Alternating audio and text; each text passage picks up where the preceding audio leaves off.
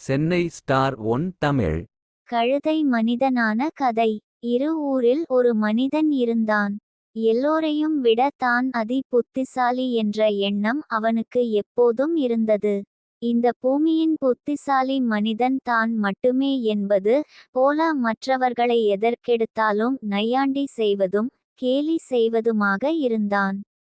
ஒரு நாள் அந்த மனிதன் ஒரு கழுதையை வாங்க சந்தைக்கு சென்றான். சந்தையில் இருந்ததிலேயே சிறந்த கழுதையை தேர்ந்தெடுத்து வாங்கினான். அவனுக்கு அந்த கழுதையை ரொம்பவும் பிடித்து போனது. அதனால் வீட்டை நோக்கிச் சென்றபோது அதன் முதுகில் அவன் சவாரி செய்யவில்லை, பொதிகளையும் வைக்கவில்லை. அதற்கு பதிலாக கழுதையின் கயிறை பிடித்து கொண்டு அவன் முன்னே நடந்தான். கழுதை அவனின் பின்னால் வந்தது. இரண்டு தந்திரமான திருடர்கள் எதை திருடலாம் என்று வேவு பார்த்து கொண்டிருந்தார்கள். அவர்கள் மனிதனையும் கழுதையையும் பார்த்த உடன் அந்த கழுதையை திருட முடிவு செய்தார்கள். இருவரும் என்ன செய்வது என்று அவசரமாக திட்டம் தீட்டினார்கள். பின் இரண்டு திருடர்களும் அந்த மனிதனின் பின்னால் பதுங்கி சென்று கழுதையின் கழுத்தில் இருந்த கயிற்றை கவனமாக எடுத்து விட்டார்கள். ஒரு திருடன் கழுதையை தன்னுடன் அழைத்துச் சென்றான். மற்ற திருடன் தன் கழுத்தில் கழுதையின் கயிற்றை போட்டுக்கொண்டு அந்த மனிதனின் பின்னால் நடந்து சென்றான்.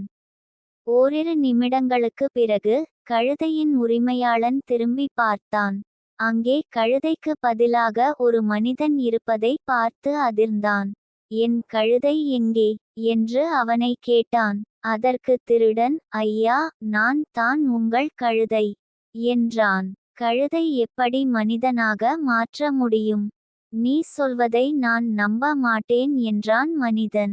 ஐயா, சில வருடங்களுக்கு முன்பு நான் என் அம்மாவை காயப்படுத்தினேன். அதற்காக கழுதையாக இருக்க சபிக்கப்பட்டேன்.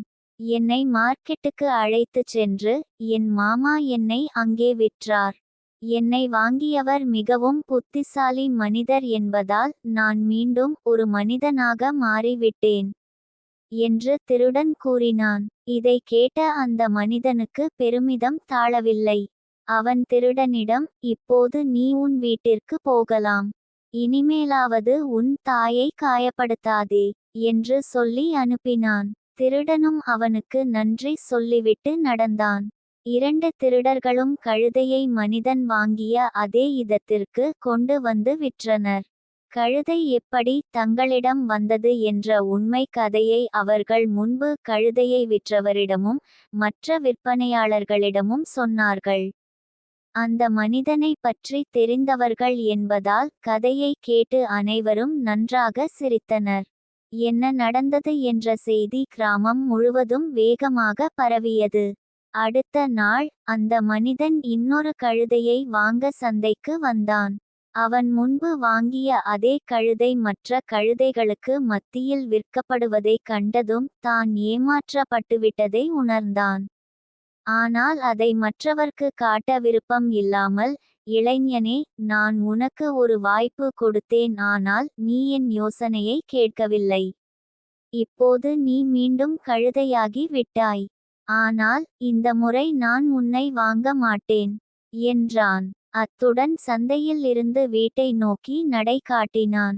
விபரம் தெரிந்த மற்றவர்கள் அவனை பார்த்து விழுந்து விழுந்து சிரித்தார்கள். கருத்து: தன்னை அதி புத்திசாலி என்று நினைக்கும் மனிதன் அடி முட்டாள்.